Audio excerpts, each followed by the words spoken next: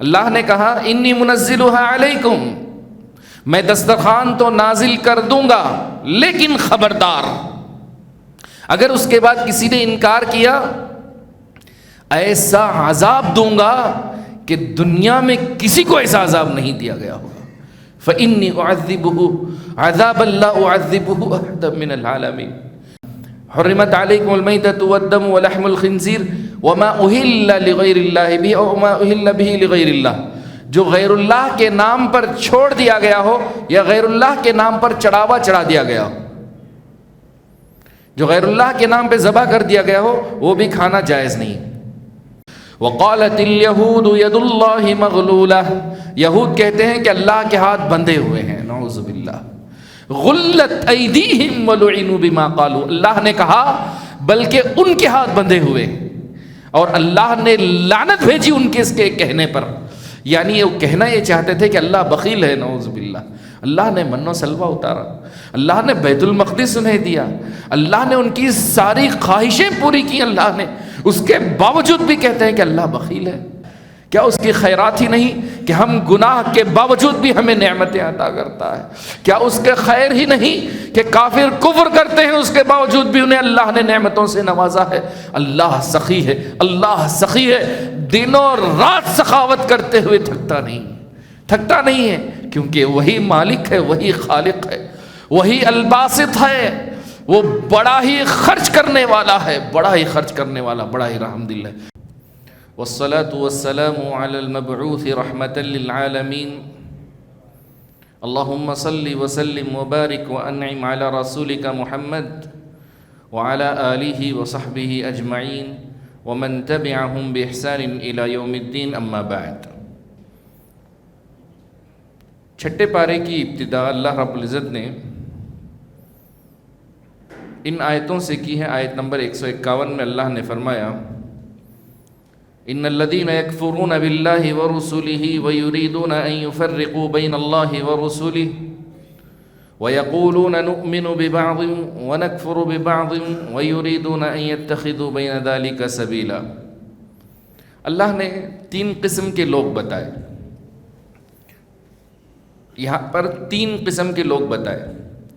ایک وہ جو بالکل صاف طور پر انکار کرتے ہیں، ایک وہ جو کھلے طور پر اللہ کی ساری کتابوں پر، رسولوں پر ایمان لاتے ہیں۔ تو 2 قسم کے لوگ ہو گئے۔ ایک وہ لوگ اللہ اور اس کے رسولوں پر اور اس کی کتابوں پر مکمل ایمان لے کر آتے ہیں، اللہ ہمیں ان میں سے بنائے۔ دوسرے وہ لوگ جو اللہ اور اس کے کتابوں اور اس کے رسولوں پر مکمل ایمان نہیں لاتے، انکار کر دیتے، اللہ ہمیں ان میں سے نہ بنائے۔ یہ 2 تو صاف ہیں۔ کچھ لوگ ایسے ہوتے ہیں جو درمیانی راہ اختیار کرنا چاہتے ہیں، تھوڑا ادھر سے تھوڑا ادھر سے، اور سمجھتے ہیں کہ بہت بڑا تیر مار لی۔ ایسے لوگ سمجھتے ہیں کہ بہت بڑا تیر مار لیے ہو، اللہ نے ان کے بارے میں ذکر کیا۔ کچھ لوگ ایسے ہیں یریدون ان یفرقوا بین اللہ ورسلہ وَيَقُولُونَ نُؤْمِنُ بِبَعْضٍ وَنَكْفُرُ بِبَعْضٍ وَيُرِيدُونَ أَن يَتَّخِذُوا بَيْنَ ذَلِكَ سَبِيلًا۔ کچھ لوگ ایسے ہیں جو اللہ اور اس کے رسولوں کے درمیان فرق کرنا چاہتے ہیں، کہتے ہیں کہ بعض پر ہم ایمان لائیں گے، بعض کا کفر کریں گے، نُؤْمِنُ بِبَعْضٍ وَنَكْفُرُ بِبَعْضٍ، اور وہ چاہتے ہیں کہ درمیان کی ایک راہ نکال لیں، درمیان میں ایک راستہ ان کے لیے نکلا ہے۔ اللہ نے ان کے بارے میں کیا کہا؟ ایسے 1.5 شانوں کے بارے میں، 1.5 شانوں کے بارے میں اللہ نے کہا اولئک هم الکافرون حقا، یہی پکے کافر ہیں، کہا اللہ نے اولئک هم الکافرون حقا واعتدنا للکافرین عذابا مہینا۔ اللہ نے کافروں کے لیے دردناک عذاب تیار کر رکھا ہے۔ اللہ مجھے اور آپ کو اس کے عذاب سے بچائے۔ تو 3 قسم کے لوگ بتائے۔ تیسری قسم جو اپنے آپ کو چالاک سمجھتے تھے، اللہ نے ان کی تردید کی اور کہا کہ اس سے اللہ کے عذاب سے نجات نہیں ملے گی، بلکہ اللہ کا عذاب ان پر ہو کر رہے گا۔ اس کے بعد آیت نمبر 154 میں اللہ نے بتایا يَسْأَلُكَ أَهْلُ الْكِتَابِ أَن تُنَزِّلَ عَلَيْهِمْ كِتَابًا مِّنَ السَّمَاءِ فَقَدْ سَأَلُوا مُوسَىٰ أَكْبَرَ مِنْ ذَلِكَ فَقَالُوا أَرِنَا اللَّهَ جَهْرَةً فَأَخَذَتْهُمُ الصَّاعِقَةُ بِظُلْمِهِمْ ثم اتخذوا العجل من بعد ما جاءتهم البينات فعفونا عن ذلك وآتينا موسى سلطانا مبینا۔ اللہ نے اس آیت کے اندر اور اس کے بعد کی آیتوں میں اہل کتاب کی عناد اور ان کے کفر کو بیان کیا، یعنی ان کی سرکشی کو بیان کیا۔ انہوں نے رسول صلی اللہ علیہ وسلم کے پاس آ کر کے ایک مطالبہ کیا، گزارش رکھی، وہ یہ کہ آپ اللہ سے گزارش کیجئے یا یہ کہیے کہ قرآن مجید ایک ساتھ اتر جائے، جیسے تورات پورا ایک ساتھ اترا، انجیل پوری ایک ساتھ اتری، تو قرآن مجید کیوں تھوڑا تھوڑا کر کے اترتا ہے؟ اس سے آپ کو کیا فرق پڑ رہا ہے؟ یہ تو کتاب اللہ ہے، اللہ کی کتاب ہے، اللہ جیسے چاہے اتارے۔ لیکن ان کی سرکشی تھی، انہوں نے قرآن مجید کو تورات اور انجیل کی طرح ایک ساتھ اترنے کے لیے کہا اور یہ مطالبہ کیا، تو اللہ نے کہا یہ ان کا ظالمانہ رویہ ہے، وہ چاہتے ہیں کہ قرآن مجید بھی ایک ساتھ اترے۔ اے محمد صلی اللہ علیہ وسلم آپ کہہ دیجئے قل سبحان ربی هل كنت الا بشرا رسولا، اے محمد صلی اللہ علیہ وسلم آپ خبر کر دیجئے کہ میں اللہ کی ذات کی پاکی بیان کرتا ہوں، بے عیب ہے اللہ کی ذات، میں تو مجرد ایک انسان ہوں، رسول ہوں، ایک رسول ہوں، میں میرے بس میں نہیں ہے قرآن مجید کو اتارنا، بس اللہ جب چاہتا ہے قرآن مجید کو اتارتا ہے، یہ اس کے بس کی بات ہے، اس کے اختیار میں ہے کہ جب چاہے جتنا چاہے اتارے۔ اللہ اکبر، کتابوں کو اتارنا یہ اللہ کے اختیار میں ہے۔ الغرض، اس کے بعد سورۃ المائدہ کی طرف ہم آتے ہیں۔ سورۃ المائدہ مدنی سورت ہے، 120 آیتیں اس کے اندر ہیں۔ اس سورت کا تعارف میں کچھ باتیں کہوں۔ اس سورت کی آیت نمبر 112 میں مائدہ لفظ کا ذکر آیا ہے۔ مائدہ، مائدہ دسترخوان کے معنی میں ہے، جبکہ حواریوں نے، حواری عیسیٰ علیہ السلام کے خاص صحابہ انہوں نے عیسیٰ علیہ السلام سے درخواست کی کہ کیا تمہارا رب ہمارے لیے ایک آسمان سے دسترخوان اتار سکتا ہے؟ تو عیسیٰ علیہ السلام نے کہا اللہ سے ڈرو، اللہ سے ڈرو، ایسے سوال نہ کرو جس سے اللہ ناراض ہو جائے۔ تو انہوں نے کہا نہیں، ہم چاہتے ہیں کہ اس دسترخوان سے کھائیں اور ہمارے دل کو اطمینان ہو، بس اس کے لیے، اور اس سے یہ ہوگا کہ آپ سچے رسول ہیں، وہ بھی بات ہمیں معلوم ہو جائے گی۔ استغفر اللہ۔ تو عیسیٰ علیہ السلام نے دعا کی اے اللہ تو آسمان سے دسترخوان نازل فرما۔ تو اللہ رب العزت نے فرمایا میں دسترخوان تو نازل کر دوں گا۔ اللہ نے کہا انی منزلها علیکم، میں دسترخوان تو نازل کر دوں گا، لیکن خبردار اگر اس کے بعد کسی نے انکار کیا، ایسا عذاب دوں گا کہ دنیا میں کسی کو ایسا عذاب نہیں دیا گیا ہوگا۔ فإنی اعذبہ عذابا لا اعذبہ احدا من العالمین، ایسا عذاب دوں گا کہ دنیا میں کسی کو ایسا عذاب نہیں دیا ہوگا۔ یاد رہے معجزات آتے ہیں، معجزات آتے ہیں، لیکن معجزات کا انکار کرنے پر اس کی سزا بھی ملتی ہے۔ جب مشرکین مکہ نے طلب کیا کہ آپ ایسی نشانی دکھائیں جس سے ہم مسلمان ہو جائیں، اللہ رب العزت نے ایسی نشانی دکھائی جس سے سارے لوگ دنگ رہ گئے۔ اقتربت الساعۃ وانشق القمر، چاند دو ٹکڑوں میں بٹ گیا چاند۔ رسول اللہ صلی اللہ علیہ وسلم کی جانب سے معجزہ تھا، اللہ کی جانب سے معجزہ تھا، لیکن اس کے باوجود بھی وہ مسلمان نہیں ہوئے۔ اور اسی طرح سے صالح علیہ السلام کی قوم نے یہ مطالبہ کیا کہ آپ اللہ سے کہیں کہ اونٹنی نکالے، پہاڑ پھٹے پھر اونٹنی نکلے، اللہ نے اونٹنی نکالی، مسلمان نہیں ہوئے، بلکہ سرکشی کی کہ اس اونٹنی کو انہوں نے تنگ کیا، مار دیا اس اونٹنی کو۔ جب اللہ کے خلاف سرکشی پر اترتا ہے انسان تو اللہ رب العزت بھی عذاب دیتا ہے۔ اللہ رب العزت مجھے اور آپ کو عذاب سے بچائے، آمین۔ تو اب کیا ہوا؟ جب اللہ نے کہا آسمان سے دسترخوان تو اترے گا، اگر مسلمان ہوئے تو ٹھیک ہے، نہیں مسلمان ہوئے تو ایسا عذاب ملے گا کہ دنیا یاد رکھے گی۔ تو اب اس کے بعد دسترخوان اترا یا نہیں اترا؟ سوال یہاں ہے دسترخوان اترا نہیں اترا؟ مفسرین کی دو رائے ہیں. امام ابن جریر رحمہ اللہ اور امام شوکانی رحمہ اللہ کا کہنا یہ ہے کہ دسترخوان اترا، لیکن عیسیٰ علیہ الصلوۃ والسلام کے حواری اور ان کی قوم نے منع کر دیا تھا کہ نہیں ہمیں دسترخوان نہیں چاہیے، اس کی ضرورت نہیں ہے، کیونکہ اللہ کا عذاب، اللہ کو چیلنج کرنا تھا، تو انہوں نے کہا کہ ہمیں دسترخوان کی ضرورت نہیں ہے. لیکن اللہ نے ان کے انکار کرنے کے بعد معجزے کے طور پر اتارا. یہ امام شوکانی اور امام ابن جریر طبری رحمہ اللہ کی رائے ہے، دلائل انہوں نے دیے ہیں. دوسری رائے جو امام ابن کثیر رحمہ اللہ کی زیادہ قوی معلوم ہوتی ہے وہ یہ ہے کہ کسی بھی صحیح احادیث سے ثابت نہیں ہے کہ وہ آسمان سے دسترخوان اترا، نہیں اترا. وہ کہتے ہیں کہ دسترخوان نہیں اترا. آپ کی رائے صحیح ہے، آپ کہہ رہے تھے کہ نہیں اترا، جی ہاں نہیں اترا. اچھا، اس سورت کے شان نزول کے بارے میں مفسرین نے ایک حدیث نقل کی ہے کہ یہ سورت المائدہ آپ صلی اللہ علیہ وسلم سفر میں تھے، اس وقت اتری. جب آپ صلی اللہ علیہ وسلم پر وحی اترتی تھی تو وحی کا پریشر بہت زیادہ ہوتا تھا، بہت سختی ہوتی تھی اس کی، پسینہ نکل آتا آپ صلی اللہ علیہ وسلم کو، سخت ٹھنڈی میں بھی پسینے چھوٹ جاتے تھے. آپ صلی اللہ علیہ وسلم اپنی اونٹنی عزبہ پر بیٹھے ہوئے تھے. کیا نام ہے اونٹنی کا؟ عزبہ. اونٹنی کا نام عزبہ ہے. عزبہ پر بیٹھے ہوئے تھے. اونٹنی اس طاقت کو برداشت نہ کر سکی، عاجز آ گئی. تو آپ صلی اللہ علیہ وسلم اونٹنی سے اتر گئے. اللہ اکبر، اونٹنی سے اتر گئے. پھر اللہ رب العزت نے یہ سورت نازل فرمائی. اس سورت کے اہم مضامین کیا ہیں؟ کئی مضامین ہیں. ان میں سے ایک، اللہ نے کہا کہ تم یہودیوں کی طرح نہ ہو جاؤ، عہد و پیمان کو پورا کرو. ایک مسلمان اپنے عہد کو پورا کرتا ہے.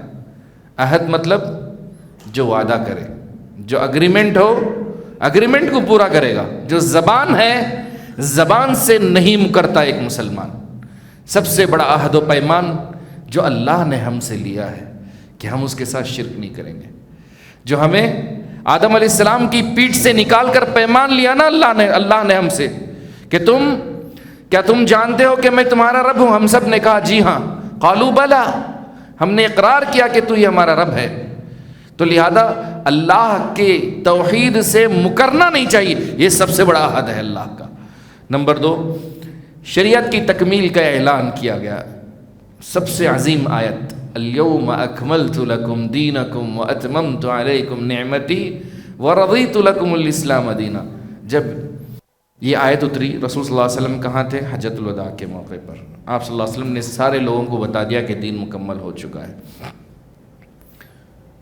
یہودیوں کے ایک آدمی نے عمر بن خطاب رضی اللہ تعالیٰ عنہ کے پاس آ کر کہا اگر یہ آیت ہمارے مذہب میں اترتی، یعنی یہودیوں میں اترتی، تو ہم عید منا لیتے، تو ہم اسے عید منا لیتے، کیونکہ دین مکمل ہو گیا آپ کا. تو عمر بن خطاب رضی اللہ عنہ نے کہا مجھے یاد ہے کہ کب اتری، کس دن اتری، کہاں اتری. وہ رسول اللہ صلی اللہ علیہ وسلم پر جمعہ کے دن اتری. وہ مسلمانوں کی عید کا دن ہے. اور حجۃ الوداع کے موقع پر اتری، اور وہ بھی عید ہے ہماری. تو 2 عیدیں اس دن ہمارے لیے جمع ہوئی تھی. تم تو ایک عید کی بات کرتے ہو، ہمارے لیے 2 عیدیں اس دن جمع ہو گئی. اللہ اکبر. اللہ نے اس میں شریعت کو مکمل کیا.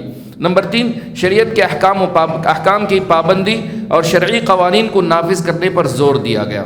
نمبر 4، نیکی کے کاموں میں ایک دوسرے کا ساتھ دینے کے لیے اللہ نے کہا. نمبر 5، یہودیوں کی برائیاں ذکر کی گئیں کہ انہوں نے کیسے دینی خیانت کی، باطنی خیانتیں کی، کیسے انہوں نے ہفتے کے دن کو حلال کیا، مچھلیاں پکڑتے تھے.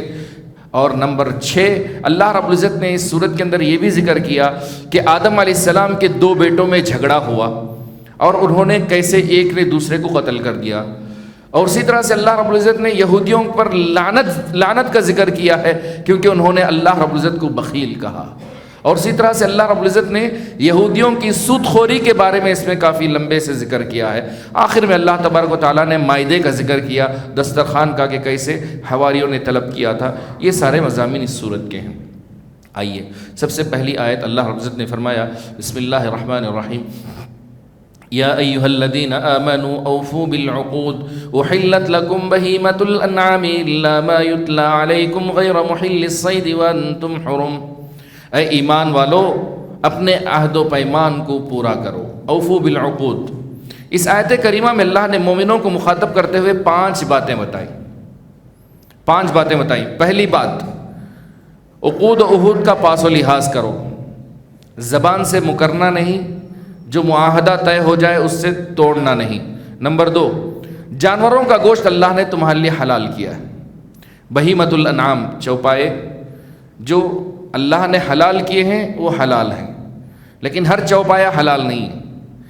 نمبر 3، کچھ جانوروں کو اللہ نے حرام قرار دیا ہے، اس کی تفصیل بھی اس صورت میں آئی ہے۔ کون سے؟ مثال کے طور پر بولیے۔ خنزیر کا گوشت، بہت اچھے۔ مردار، جو جانور مر چکا ہو اس کا گوشت حرام ہے، خنزیر کا گوشت حرام ہے۔ جی، گدھے کا گوشت، گدھے میں 2 ہیں، ایک جنگلی ہے اور ایک پالتو گدھا ہے، پالتو گدھا حرام ہے۔ جی ہاں، زیبرا جسے بولتے ہیں وہ حلال ہے، وہ بھی گدھا ہے ایکچولی۔ جی ہاں، حرمت علیکم المیتۃ والدم ولحم الخنزیر وما اہل لغیر اللہ بھی او ما اہل بھی لغیر اللہ، جو غیر اللہ کے نام پر چھوڑ دیا گیا ہو یا غیر اللہ کے نام پر چڑھاوا چڑھا دیا گیا ہو، جو غیر اللہ کے نام پہ ذبح کر دیا گیا ہو وہ بھی کھانا جائز نہیں۔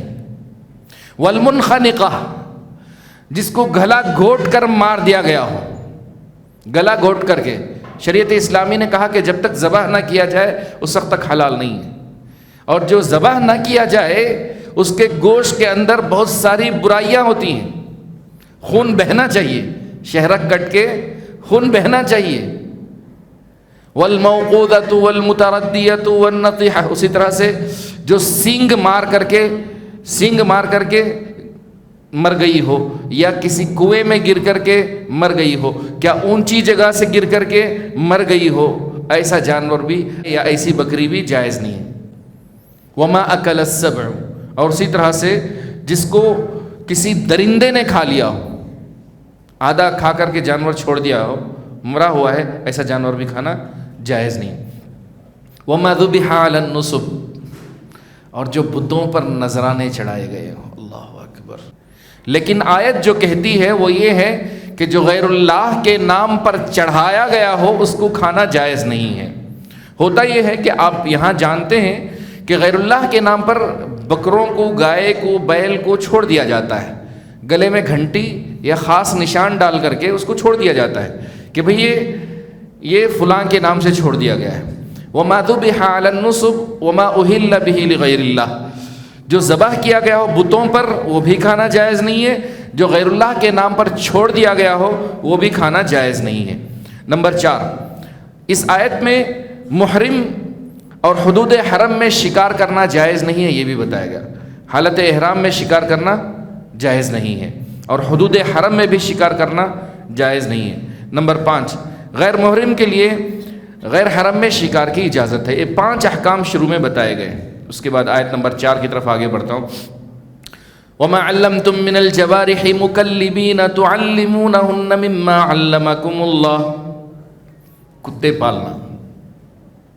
اللہ رب العزت نے فرمایا جو تم نے شکاری جانور یا پرندے جس کو تم نے سکھایا ہے، سدھایا ہے، اللہ نے جو تمہیں علم دیا اس علم میں سے انہیں سکھایا اور وہ شکار کو روک کر رکھتے ہیں، تو ایسی صورت میں کیا کھا سکتے ہو؟ کھا سکتے ہیں۔ جی ہاں، اس بارے میں تفصیل ہے۔ شکاری کرنے والے جانور کون سے ہیں؟ جی، چیل سے شکار کرتے ہیں؟ سبحان اللہ، نہیں کرتے؟ چیل سے شکار کرتے ہیں بھائی؟ سبحان اللہ، میرے علم میں بھی اضافہ، پہلی بار سن رہا ہوں میں۔ چلیں، چیل ہے۔ جانوروں میں کتا ہے، جی ہاں بالکل صحیح کہا۔ اور اچھا کتا ہے، عموماً کتا شکاری کتا ہے۔ باقی پرندوں میں کئی ایک پرندے ہیں، بعض پرندہ فیمس ہے عربوں کے پاس جو شکار کے لیے وہ لوگ استعمال کرتے ہیں۔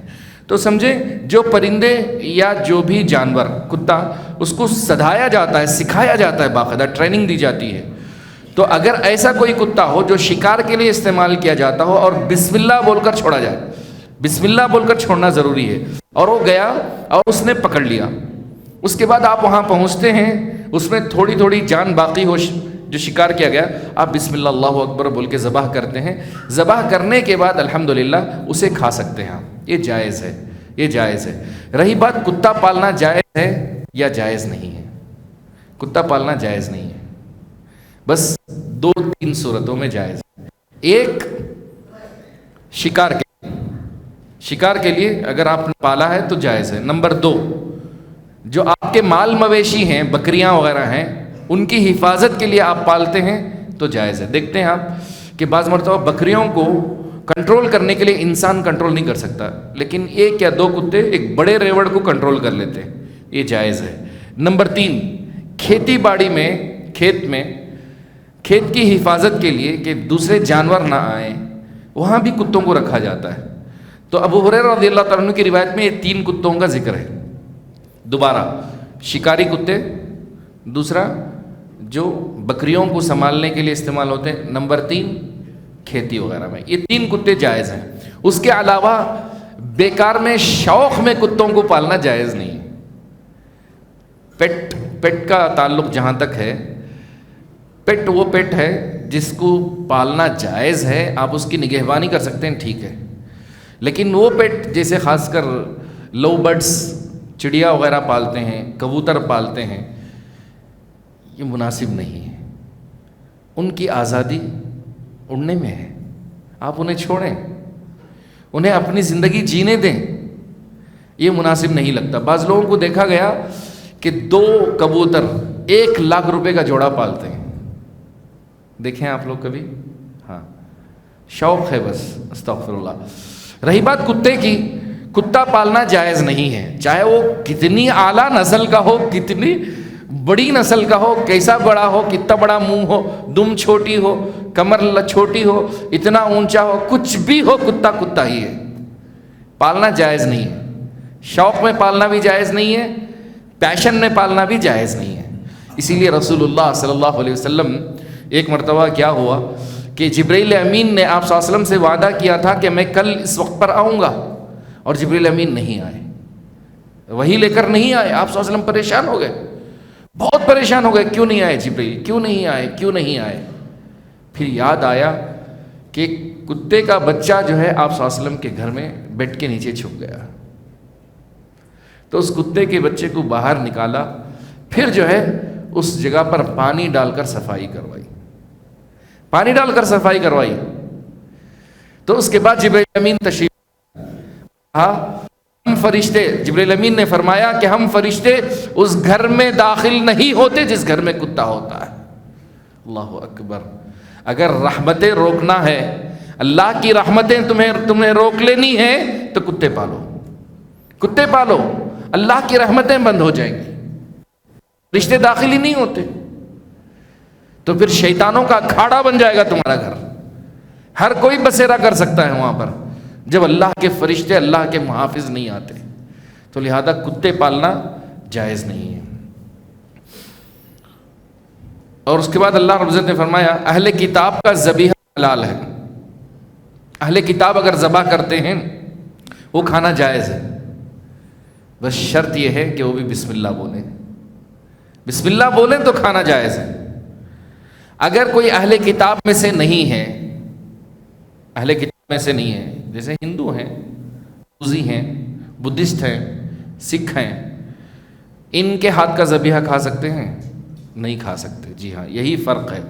اہل کتاب کیونکہ اللہ کی جانب سے ان کی جانب کتاب اتری ہے، اور وہ بھی جب ذبح کرتے ہیں تو بسم اللہ بولتے ہیں، تو اہل کتاب کا ذبیحہ کھانا جائز ہے. اسی طرح اہل کتاب کی عورتوں سے نکاح کرنا بھی جائز ہے.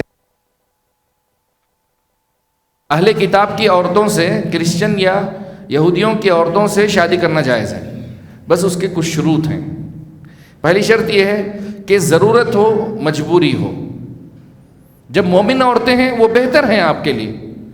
والمحصنات من المؤمنات، جو نیک عورتیں ہیں، مومن پاک باز عورتیں، ان سے آپ شادی کیجئے. اگر نہ ہو تو اس صورت میں کر سکتے ہیں۔ نمبر 2، پاک باز ہونا ضروری ہے، پاک باز ہونا ضروری ہے۔ لیکن یہاں ایک بات میں واضح کر دوں، بعض مرتبہ اہل کتاب کی عورتوں سے شادی کرنے کے بعد مسلمان بہکنے کا بھی خدشہ ہوتا ہے کہ عورت اپنے مذہب کی طرف لے جاتی ہے۔ جی ہاں، لہذا احتیاط کرنی چاہیے، آدمی کنٹرول والا ہو اور اپنے دین میں پختہ ہو اور قوامیت ہو اس کے اندر، تب اللہ کی جانب سے اسے اجازت ہے کہ وہ اہل کتاب کی عورتوں سے شادی کرے۔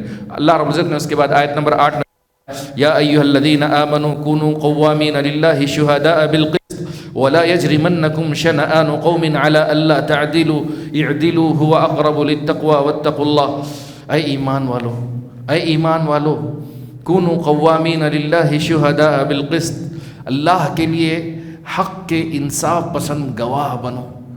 گواہی اگر دینی ہے حق کی گواہی دو، انصاف کی گواہی دو۔ کسی قوم کی دشمنی تمہیں کسی کے ساتھ ناحق نا انصافی کرنے پر نہ ابھارے، کتنا بھی ہو جائے، مان تمہاری جان چلی جائے، لیکن ناحق گواہی مت دو، جھوٹی گواہی مت دو، کہا اللہ نے، جھوٹی گواہی مت دو کہا۔ مسلمانوں کے لیے اللہ رب العزت نے ان آیتوں میں 7 سے لے کر 11 تک کی آیتوں میں مسلمانوں کے لیے بتایا کہ اسلام اور محمد صلی اللہ علیہ وسلم دونوں اللہ کی انمول نعمتیں ہیں۔ اسلام بھی بڑی نعمت ہے اور محمد صلی اللہ علیہ وسلم بھی اللہ کی بڑی نعمت ہے۔ نمبر 2، شہادت انصاف سے دی جائے، شہادت انصاف سے دی جائے۔ گواہی دیتے وقت انسان کو خیال رکھنا چاہیے کہ جھوٹی گواہی نہ دے، کہ کسی قوم کی دشمنی تمہیں اس بات پر نہ ابھارے کہ تم نا انصافی کرو۔ اللہ سے ڈرو اور انصاف کرو۔ اس کے بعد اللہ رب العزت نے جنت کی بشارت دی ہے ایمان والوں کے لیے اور اچھے کام کرنے والوں کے لیے، اچھے عمل والوں کے لیے اللہ نے جنت کی بشارت دی اور کافروں کو جہنم کی وعید سنائی۔ اس کے بعد اللہ رب العزت نے وہ آیتیں یا ایھا الذین آمنوا اذکروا نعمت اللہ علیکم اذ ہم قوم ان یبسطوا الیکم ایدیہم فکف ایدیہم عنکم، والو یاد کرو تم اللہ کی نعمت کو، اللہ کے احسان کو۔ اذ ہم قوم ان یبسطوا الیکم ایدیہم، جب قوم تمہاری طرف سرکشی کرنا چاہتی تھی اور دست درازی کا ارادہ کر رہی تھی، اللہ نے ان کے ہاتھوں کو تم سے روک لیا۔ اس آیت کے نزول میں مفسرین نے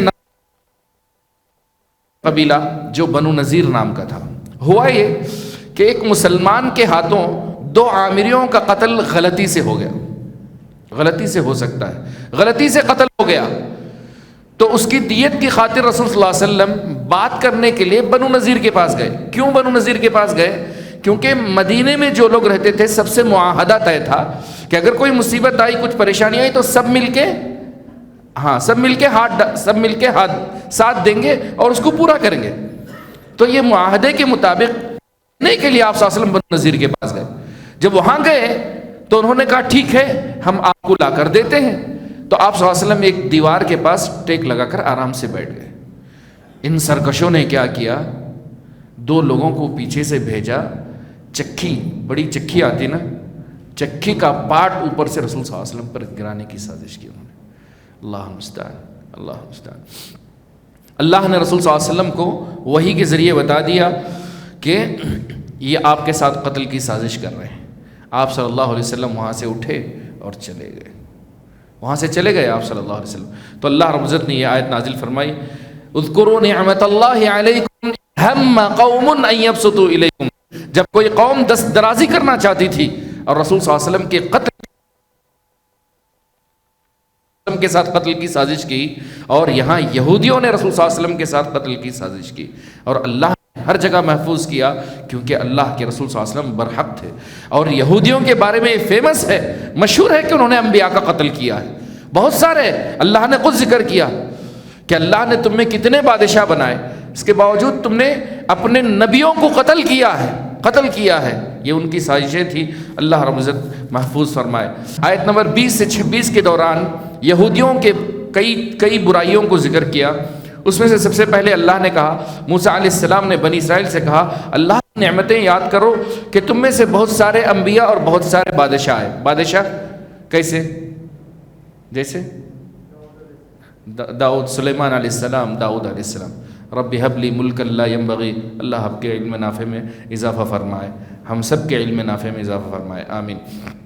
جیسے سلیمان علیہ السلام داؤد علیہ السلام ہیں، اللہ نے نبی بھی بنایا، انہیں بادشاہ بھی بنایا، لہذا ہر بادشاہ غلط نہیں ہوتا، ہر بادشاہ غلط نہیں ہوتا، ہر پولیٹیشین غلط نہیں ہوتا۔ پھر موسیٰ علیہ السلام نے یاد دلایا اور تمہیں وہ کچھ دیا جو اقوام عالم میں سے کسی کو نہیں دیا۔ اللہ نے بنو اسرائیل کو بہت ساری نعمتیں دی جو کسی کو نہیں دی، اور اللہ رب العزت نے یہ بھی کہا کہ بنو اسرائیل سے کہ تم بیت المقدس میں داخل ہو جاؤ، بیت المقدس میں داخل ہو کہا، لیکن ان لوگوں نے کیا کہا؟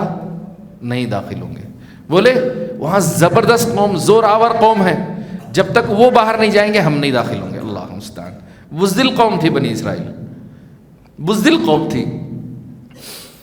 موسیٰ علیہ السلام نے کہا کہ تم بیت المقدس کے دروازے تک تو چلے جاؤ، لڑائی کرو، اللہ تمہیں فتح دے گا، پکا فتح ہوگی، لیکن انہوں نے کہا کہ ہم داخل نہیں ہوں گے، وہاں سامنے مضبوط لوگ ہیں، زبردست لوگ ہیں، طاقتور لوگ ہیں، ہمیں ڈر لگتا ہے، بزدلی کا مظاہرہ کیا۔ تو موسیٰ علیہ السلام نے کہا، موسیٰ علیہ السلام کی قوم سے دو لوگ جو اللہ سے ڈرتے تھے، انہوں نے کہا اے لوگو کم از کم دروازے تک چلے جاؤ، لڑو مت، صرف قلعے کے دروازے تک جاؤ، اللہ انہیں نکال دے گا۔ تب بھی بولے نہیں، ہم نہیں جا سکتے، جب تک انہوں باہر نہیں جاتے ہم اندر نہیں جائیں گے۔ یہ بچوں والی ضد ہوئی کہ نہیں ہوئی؟ یہ بچوں والی ضد ہوئی۔ ہوا یہ کہ یہ لوگ اس کے اندر داخل نہیں ہوئے، اور موسیٰ علیہ السلام نے بہت کوشش کی، اس کے باوجود بھی نہیں مانے۔ آخر انہوں نے کہہ دیا اے موسیٰ تمہارا رب، تم دونوں جا کے لڑو، ہم نہیں جائیں گے، ہم یہیں بیٹھے رہیں گے، انا ہاہنا قاعدون، انا ہاہنا قاعدون، ہم یہیں بیٹھے رہیں گے۔ تو موسیٰ علیہ السلام نے بد دعا کر دی، کہا اے اللہ میں، میرا بھائی، میں اپنے دونوں کی طاقت رکھتا ہوں، باقی اس قوم کا مجھے کوئی اختیار نہیں ہے، اے اللہ مجھے اور میری قوم کے درمیان دوری کر دے، فافرق بیننا وبین القوم الفاسقین۔ بدعا کر دی موسیٰ علیہ السلام نے۔ کیا ہوا نتیجے میں اللہ نے 40 سال بھٹکایا، 40 سال بھٹکتے رہے، دشت فارا میں بھٹکتے رہے، دشت سین میں بھٹکتے رہے، 40 سال تک بھٹکتے رہے، راہ نہ ملی۔ آخر میں اللہ تبارک و تعالیٰ نے موسیٰ علیہ السلام کو، اور کوہ عباریم میں سب سے پہلے ہارون علیہ السلام کی وفات ہوئی، پھر موسیٰ علیہ السلام کی وفات ہو گئی۔ اس کے بعد اللہ تبارک و تعالیٰ نے ان کو راہ دی۔ 40 سال جب مکمل ہو گئے تب یوشع بن نون نے ان کو لے کر دریائے اردن پار کیا، اور فلسطین کا، بیت المقدس کا سب سے پہلا شہر جو اریحا ہے، اریحا کو فتح کیا۔ اس کے کچھ مدت کے بعد اللہ نے بیت المقدس فتح کروایا۔ یاد رکھیں اللہ کی نعمتیں آپ کے پاس آتی ہیں، اگر ٹھکرا دو تو اس کے بدلے میں اللہ تعالیٰ ہو سکتا ہے سزائیں مقرر کر دے، وہ نعمتیں چلی جائیں گی، اس کے بدلے میں نقمتیں آ جائیں گی۔ لہذا اللہ کی نعمتوں کو پا کر اللہ کا شکر ادا کرنا ضروری ہے۔ اس کے بعد اللہ رب العزت نے آدم علیہ السلام کے 2 بیٹوں کے بارے میں ذکر کیا، مشہور ہے، بارہا آپ نے سنا ہوگا، وَاتْلُ عَلَيْهِمْ نَبَأَ ابْنَيْ آدَمَ بِالْحَقِّ إِذْ قَرَّبَا قُرْبَانًا فَتُقُبِّلَ مِنْ أَحَدِهِمَا وَلَمْ يُتَقَبَّلْ مِنَ الْآخَرِ قَالَ لَأَقْتُلَنَّكَ قَالَ إِنَّمَا يَتَقَبَّلُ اللَّهُ مِنَ الْمُتَّقِينَ۔ اللہ تعالیٰ نے آدم علیہ السلام کے 2 بیٹوں کے بارے میں ذکر کیا، ان کے نام کیا تھے؟ بعض مفسرین نے حابیل اور قابل ذکر کیے ہیں۔ ہوتا یہ تھا کہ آدم علیہ السلام، یہ ساری باتیں صحیح احادیث سے نہیں، مفسرین نے جو نقل کی ہیں وہ میں آپ کو بتا رہا ہوں۔ ہوتا یہ تھا کہ آدم علیہ السلام، ہوا جو ہماری ماں ہے، جب پریگننٹ ہوتی تو ہر بار 2 بچے پیدا ہوتے، ایک لڑکا ایک لڑکی، پھر اس کے بعد کی جب پریگننٹ ہوتی پھر ایک لڑکا ایک لڑکی ہوتی، تو پہلے والے لڑکے سے دوسرے والی لڑکی کی شادی ہوتی اور دوسرے والے لڑکے کی پہلے والی لڑکی سے شادی ہوتی، ایسا ہی چلتا رہا۔ تو حابیل اور قابل کے بارے میں یہ ہوا، قابل کی جو بہن تھی وہ خوبصورت تھی، تو حابیل کا نکاح اس بہن سے ہونا تھا جو خوبصورت ہے، اور قابل کو جس سے نکاح کرنا تھا وہ حابیل کی بہن، وہ خوبصورت نہیں تھی۔ یہ سب تاریخ میں ذکر کیا گیا ہے، صحیح احادیث سے نہیں ہے۔ تو ہوا یہ کہ حابیل اور قابل میں اس بات کو لے کر ٹھن گئی۔ آدم علیہ السلام کے پاس جب بات پہنچی تو آدم علیہ السلام نے کہا اللہ کے سپرد کرتے ہیں، اس معاملے کو اللہ کے حوالے کر دیتے ہیں، تم دونوں اللہ کے لیے قربانی پیش کرو، نذرانہ پیش کرو۔ تو دونوں نے نذرانہ پیش کیا۔ تو ایک نے جو ہے اچھا سا دمبا اللہ کے پاس پیش کیا اور ایک نے کچھ اناج ایسے ہی پیش کیا. تو ایک کی قربانی قبول ہوئی. قربانی کیسے قبول ہوتی تھی؟ آسمان سے آگ آتی اور آ کر اٹھا کر لے کر چلی جاتی. ایک کی قربانی پیش ہوئی تو جس کی قبول نہیں ہوئی اسے اپنے بھائی کے بارے میں حسد ہونے لگا اور اس نے کہا کہ میں تمہیں مار دوں گا، لأقتلنک. تو اس بھائی نے کہا انما یتقبل اللہ من المتقین، اللہ متقین سے قبول کرتا ہے. الغرض اس کا ارادہ ہوا کہ اپنے بھائی کو مار دے اور اس نے مار دیا. جب مار دیا تو افسوس کرنے لگا. سمجھ میں بھی نہیں آ رہا تھا کہ اپنے بھائی کے جسم کو کیسے چھپائے، کیا کرے، یا پانی میں بہا دے یا مٹی میں ڈالے، کیا کرے، نہیں سمجھ میں آ رہا. اللہ نے فبعث اللہ غرابا یبحث فی الارض لیریہ کیف یواری سوءۃ اخیہ، اللہ نے پرندے کو بھیجا، کوے کو بھیجا، اور وہ کوا جو ہے وہاں ایکٹنگ کر کے بتایا کہ کیسے ایک کوے کو چھپایا، اس نے زمین کے اندر چھپایا. الغرض جب بھی دنیا میں قتل ہوتا ہے تو اس جرم کی سزا اس کو ملتی ہے جو آدم علیہ السلام کے پہلے بیٹے نے قتل کیا تھا.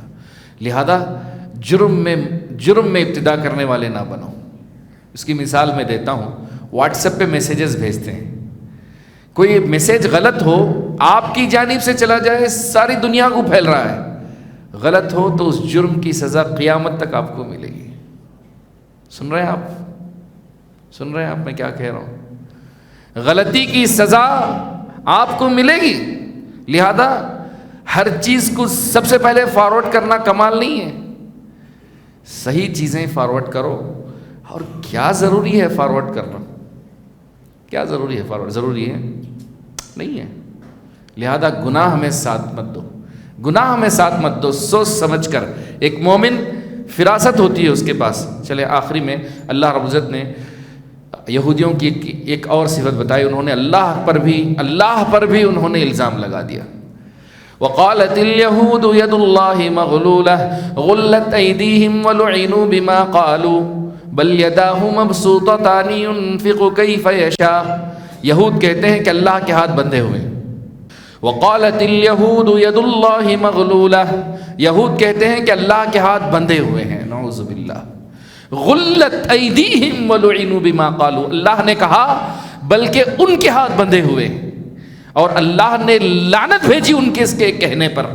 یعنی وہ کہنا یہ چاہتے تھے کہ اللہ بخیل ہے. نعوذ باللہ. اللہ نے من و سلوہ اتارا، اللہ نے بیت المقدس انہیں دیا، اللہ نے ان کی ساری خواہشیں پوری کی اللہ نے، اس کے باوجود بھی کہتے ہیں کہ اللہ بخیل ہے کہتے ہیں.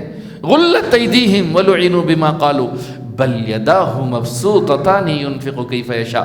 اللہ کے دونوں ہاتھ کھلے ہیں، جیسے چاہے وہ اللہ تعالیٰ دیتا ہے، جیسے چاہے اللہ خیرات کرتا ہے. کیا اس کی خیرات ہی نہیں کہ ہم گناہ کے باوجود بھی ہمیں نعمتیں عطا کرتا ہے؟ کیا اس کے خیر ہی نہیں کہ کافر کفر کرتے ہیں اس کے باوجود بھی انہیں اللہ نے نعمتوں سے نوازا ہے؟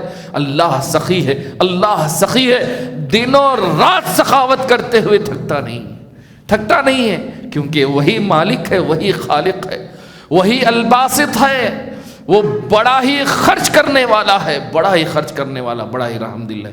بل یداہ مبسوطتان ينفق کیف یشاء، اللہ جیسے چاہے خرچ کرتا ہے. اس آیت سے اہل علم نے استدلال کیا ہے کہ اللہ رب العزت کے ہاتھ ہیں، ان کی کیفیت کیا ہے یہ ہم نہیں جانتے.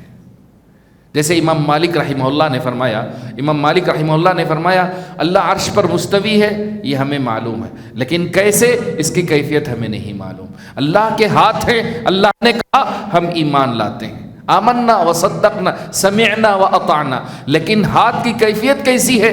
کیا بندوں کے ہمارے ہاتھوں کی طرح؟ نعوذ باللہ. سوچنا بھی نہیں، امیجن کرنا بھی نہیں ہے، جائز نہیں ہے امیجن کرنا. نعوذ باللہ. اللہ کی شان کے لیے جیسے لائق ہے اللہ کی ذات کے جیسے لائق ہے، یلیق بجلالہ سبحانہ و تعالی. اور اللہ بے شمار خرچ کرتا ہے. مانگو اللہ سے. اگر مانگنا ہی ہے اللہ سے تو جنت مانگو. اگر جنت مانگنی ہی اللہ سے بغیر حساب و عذاب کے مانگو. اگر بغیر حساب و عذاب کے ہی مانگنا ہے تو جنت الفردوس مانگو. اگر جنت الفردوس ہی مانگنا ہے تو رسول صلی اللہ علیہ وسلم کی رفاقت بھی ساتھ میں مانگو. اللہ رب العزت مجھے اور آپ کو بغیر حساب و کتاب کے جنت الفردوس میں رسول اللہ صلی اللہ علیہ وسلم کے ساتھ داخل فرمائے. آمین یا رب العالمین. اللہ مجھے کہنے میں اخلاص عطا فرمائے, آپ کے سننے میں اخلاص عطا فرمائے. میرے کہنے اور سننے سے زیادہ, آپ کے سننے سے زیادہ اللہ عمل کی توفیق نصیب فرمائے. آمین. وآخر دعوانا الحمد للہ رب العالمین. والسلام علیکم ورحمۃ اللہ وبرکاتہ.